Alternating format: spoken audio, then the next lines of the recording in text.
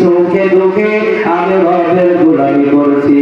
যে বান্দা সুখে দুঃখে দুনিয়া থাকতে আমি মাওলা পাকের শুকর আদায় করছি, ওই বান্দাদেরকে আমার আল্লাহ হাজারের ময়দানে দিন ডাকবি,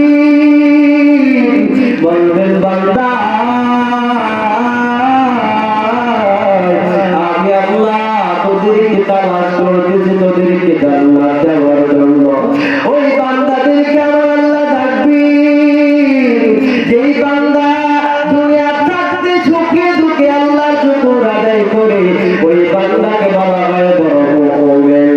আর মুমিন বান্দা যখন দুনিয়া থেকে বিদায় হয়ে যায়, ও নবীর উম্মতের দল ভালো করে শোনো, মুমিন বান্দার সামনে বড় ভয়ের পরীক্ষা আসবে। কারণ মুমিন বান্দার সামনে আগুন বড় পরীক্ষা আসবে, বিপদ আপদ মুসিবতের বড় পরীক্ষা আসবে। যেমন পরীক্ষা করেছিলেন ইব্রাহিম আলাইহিস সালাতু ওয়াস সালামকে আমার আল্লাহ বড় আগুনের পরীক্ষা করেছিলেন, ঠিক না? নমরুদ বিশাল ভূখণ্ড তৈরি করেছে, ইব্রাহিম নবীকে আগুনের মধ্যে ফেলে দিবে, ইব্রাহিম নবীকে দুনিয়া থেকে বিদায় করিয়ে দিবে। কারণ ইব্রাহিম নবী মূর্তির বিরুদ্ধে কথা বলে, আমাদের ধর্মের বিরুদ্ধে কথা বলে। নবীর উম্মতের দল একটু ভালো করে বুঝবেন, ইমানের কেমন পরীক্ষা, ধৈর্যের কেমন পরীক্ষা, ধৈর্যের কেমন পরীক্ষা করলেন।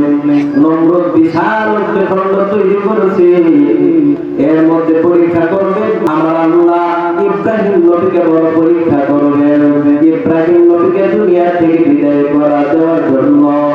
এই নমরুদটা বিমান ইব্রাহিম নবীকে কয়, ইব্রাহিম এই মূর্তিগুলাকে তুমি বাজারের মধ্যে নিয়ে যাও।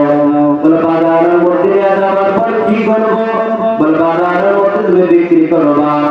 ইব্রাহিম আলাইহিস সালাতু ওয়াস সালাম এমনি মূর্তির দিকে বড় পিছনে, মূর্তি দেখলেই মাথা গরম হয়ে যায়, কথা বলে ঠিক কিনা? মূর্তি দেখলে এমনি গরম হয়ে যায়,